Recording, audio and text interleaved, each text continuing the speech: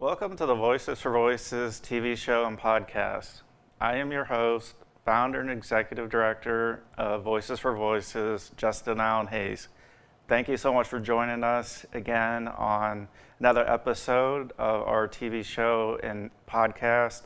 Thank you for all the support that you have given us throughout our time as an organization, and especially now as we are and have grown to be able to put this weekly TV show and podcast together for you. So today's episode is going to focus on true crime and mental health and how those are related. I'll back up for a minute where in my, before I was 21, I made a not great decision as far as consuming alcohol and driving after that to drive home. Up until that actual time where I was caught, I had been drinking and driving for quite a while, and thought, oh well, I won't get caught, I'm okay.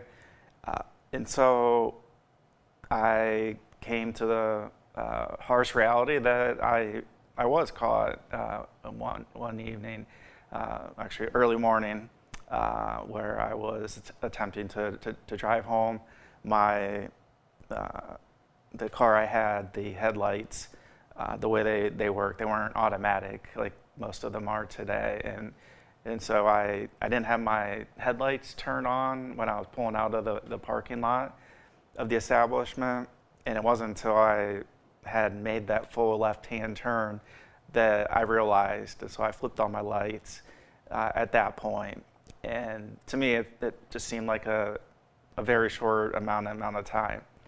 Well, there was a sheriff cruiser that was driving the opposite direction, ended up pulling me over, and to kind of shorten up the story, I was taken in for a DUI, and so that was my first run-in, we'll say, with police. And so I was very scared, very traumatized, even though there were decisions I made.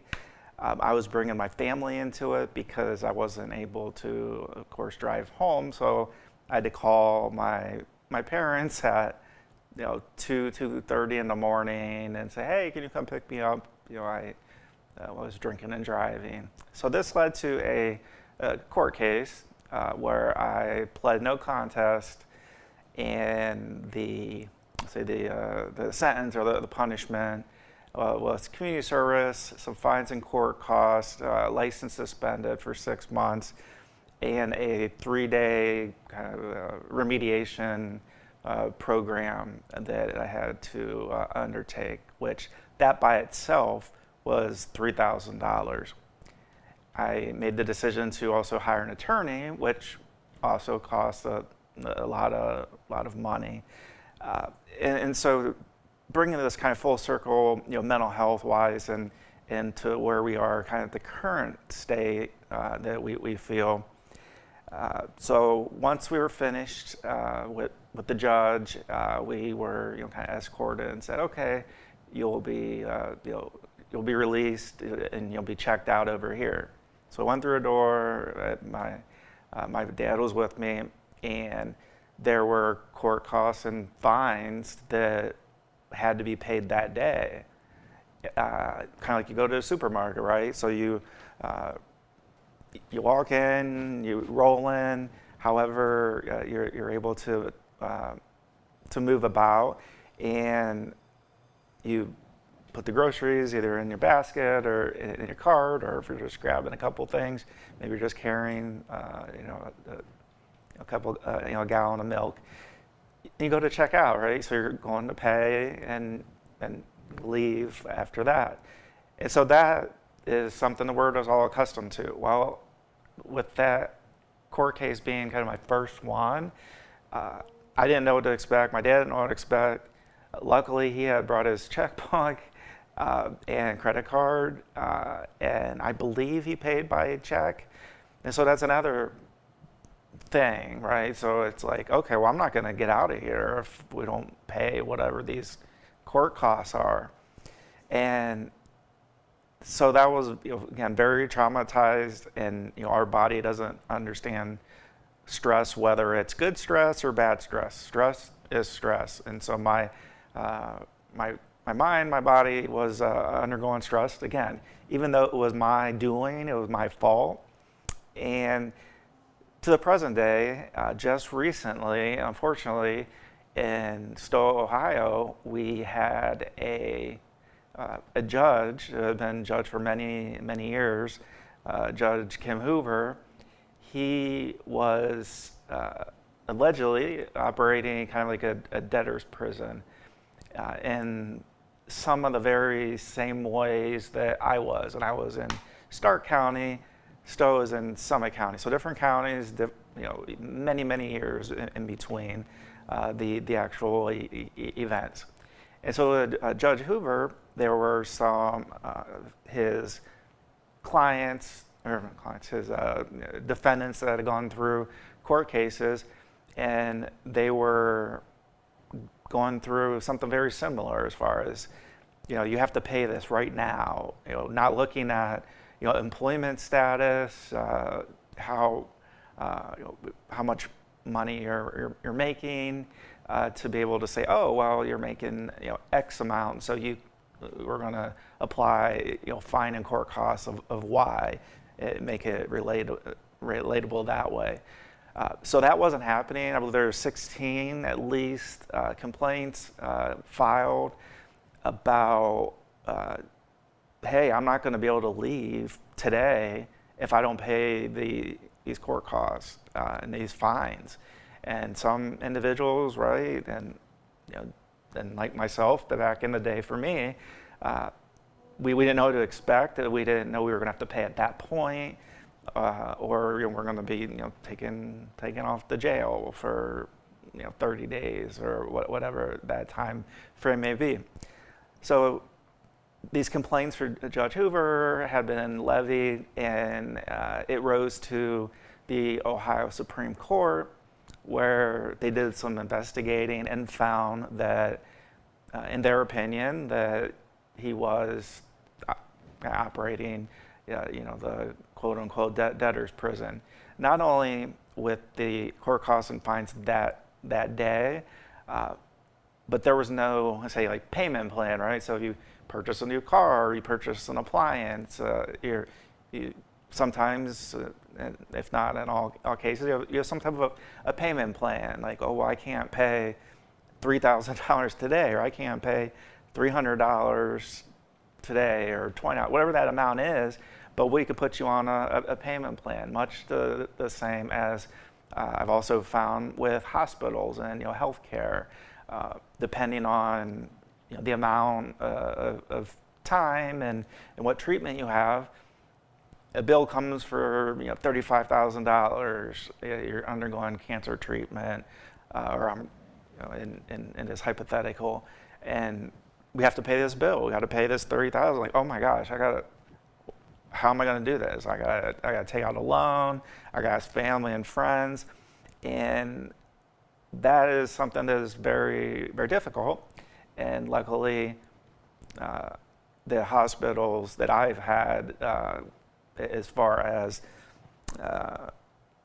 an actual an event, when I went into hospital 7 years ago with my mental health crash, I was there for 5 days. When the bill came back, it was quite a lot of money, even with insurance. And I am what may be considered a demographic that can afford that. So just to kind of think about that, we were able to be put on a payment plan, and that's how we were able to move forward. So Judge Hoover was not given those options. The amount of money, again, wasn't for court fines and costs, wasn't looked at as far as employment and what a person can afford. Not only that, but he was using the court fines and costs as a revenue stream. kind of like an organization, let's say Nike. They come out with a new pair of LeBrons, and so there's a price for that, and then you can go ahead and pay that. And the LeBrons, there's probably with Nike a line item. You look at, okay, what are the sales? What's the revenue? What are the costs for this particular product line? Well, Judge Hoover in this case was also using, again, the court costs and fines in a manner that they weren't meant to be. They were meant to be sanctions, which aren't meant to be, okay, well, this is going to pay my salary as a judge or as a bailiff or as a sheriff or another public official. And so, we talk about mental health, and so I talked about my experience many years ago with individuals that went through this particular event experience with Judge Hoover, and what was alleged in the due diligence from Ohio Supreme Court came back that it was in fact true, that Judge Hoover was acting kind of in a not lawful type of manner. And so he was removed from the bench, which was kind of an immediate thing. So in the Supreme Court ruled, the Bar Association, they removed him from the bench. So there's a visiting judge that is taking up his cases, and he is at his age unable to be run for office to be a judge because his position was an elected position. And so at his age, given when he was removed from the bench a couple weeks ago, and then his law license had been also suspended. I believe it was for maybe 18 months, 24 months. And at that time, again, that will put him over the limit to be able to come back and be on the bench again. So again, just an unfortunate situation. But we talk about the defendants that go through the court and went through Judge Hoover's court, the mental health, the trauma, the stress, the worrying. All those things that I felt many years ago, individuals were feeling and they continue to feel. Whether somebody's guilty or not, they're still feeling a level of stress. It's different for everybody. And with this added stress, so like I said, court process goes through, there's already that stress of being in front of a judge and, oh my gosh, I'm in surroundings that I'm not familiar with. I don't know what's going to happen. What are they going to do? And so the mental health on the fines and the court costs really made things just worse for individuals because, again, they were forced to pay these fines and court costs. Or if they don't have the money, guess what? They're going to jail for a period of time. And from the research that I've done, it looks like Judge Hoover was making that clear that hey, here's the amount that you need to pay, or we're going to lock you up for a period of time until you're able to pay it. And so I can't even imagine what that's like to be in that added stress, the added anxiety. So that's something that's local right here in Northeast Ohio. Unfortunately, it's happened. Secondly, I just want to touch on we're talking about true crime and mental health. You probably have seen many of our posts between our TV show and podcast airing dates, and when those go out, where we've started to put TikTok videos together, talking about different court cases and how they affect mental health, and how our organization, Voices for Voices, we want to give a voice for everybody. Excuse me. And there are individuals that, let's say, family members that are going through stress and of anxiety of maybe losing a loved one due to some tragedy, and the the family member may no longer be living, but the voice of that individual is usually wanting to share their voice, who they were as a person, what they like to do, what they love to do, and that's really where we're talking about giving a voice. So, voice from the prosecution side. Event A happened. Defendant has been arrested, has been indicted, and so there's all those things kind of coming together. So from the defendant to the judge to the court reporter to the bailiff to the family of those afflicted victims, not only the voice, but the stress and anxiety that really can take a toll if we're not careful. And in Letcher County, Kentucky, there was unfortunately an event that occurred where Judge Mullins, he was tragically killed by the actual sheriff of his town, who is sworn in to protect him.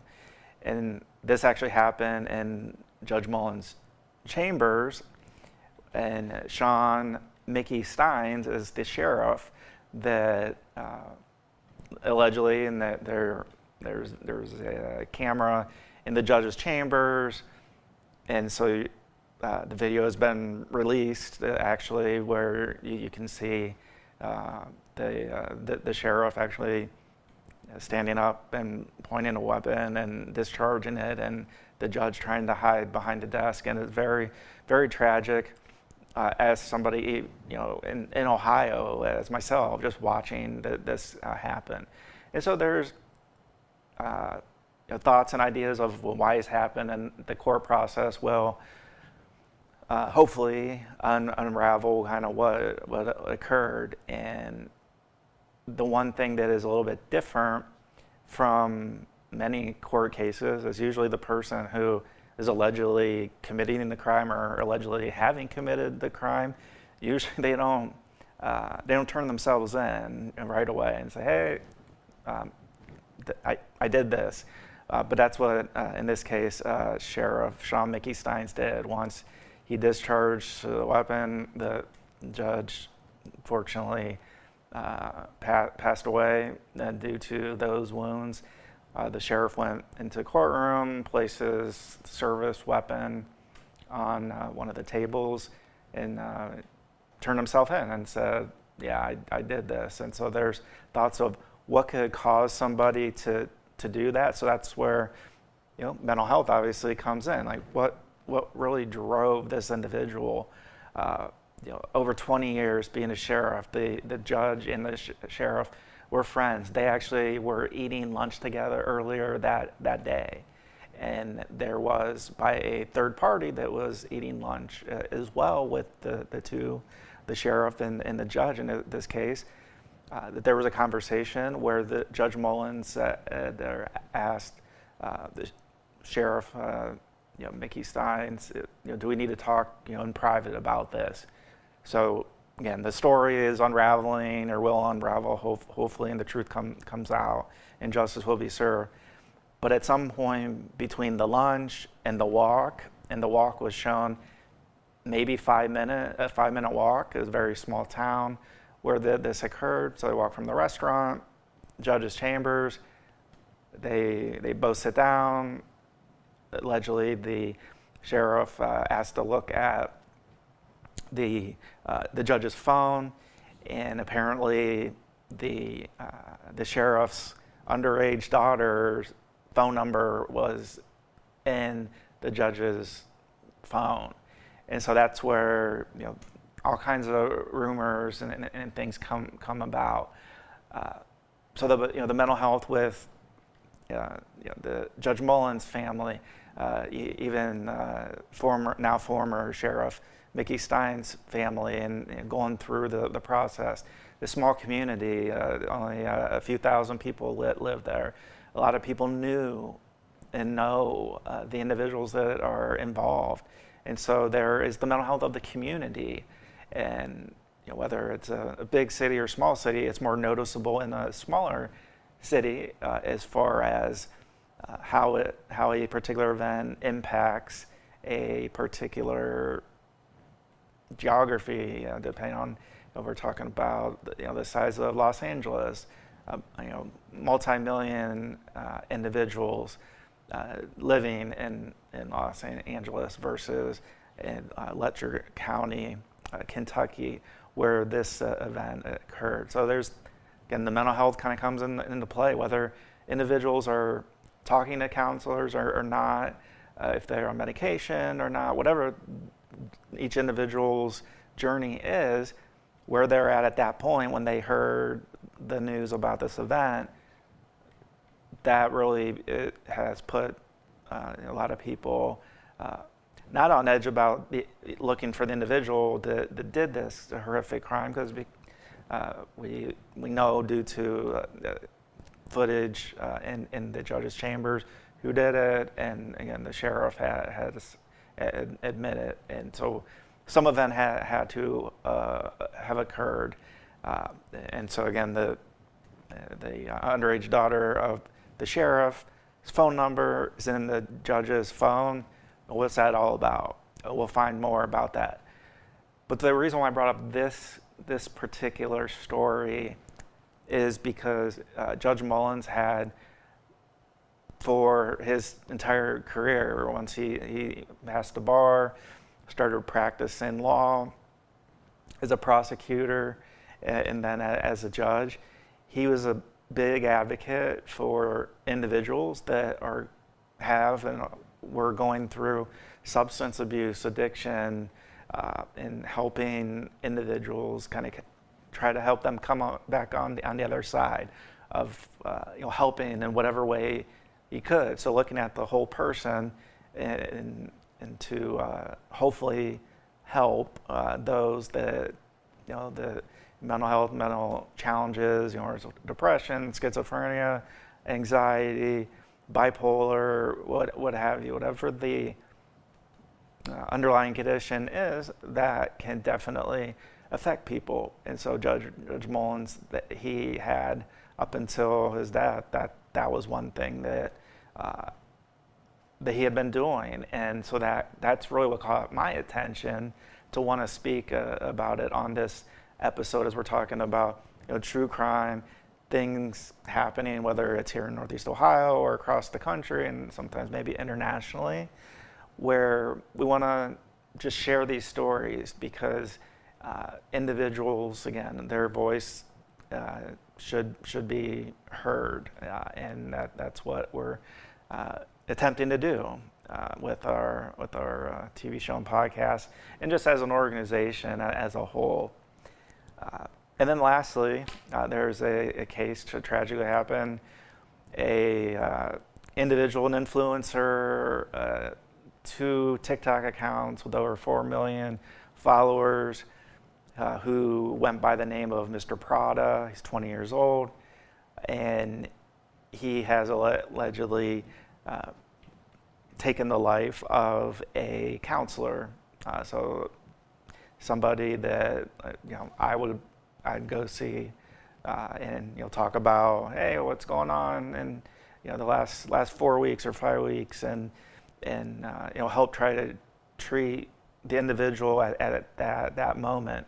And while this particular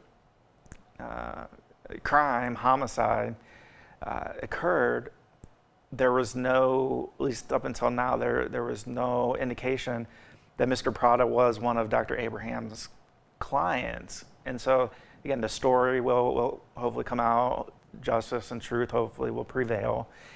And so here's Dr. Abraham, somebody who is helping people, is also a former Catholic priest.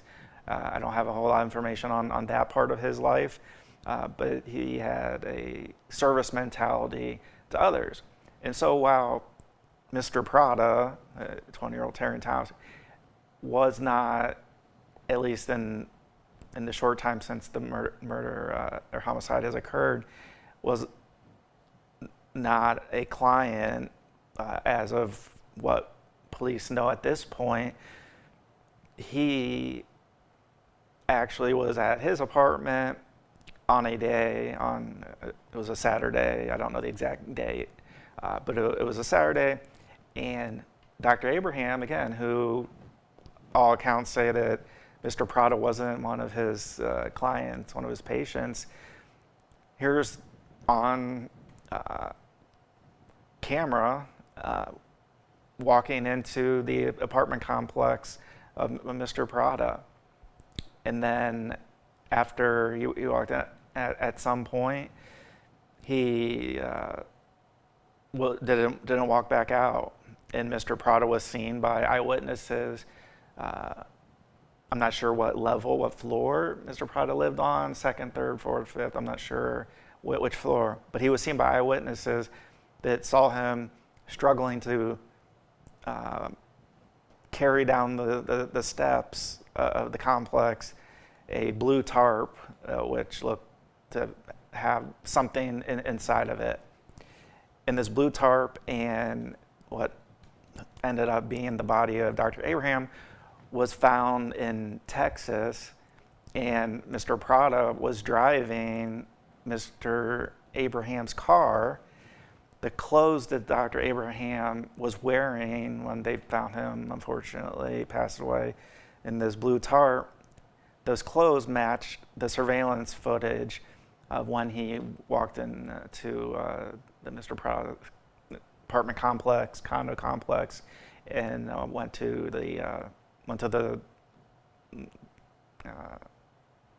that location, and something happened. There was also a lot of blood that was found around the apartment.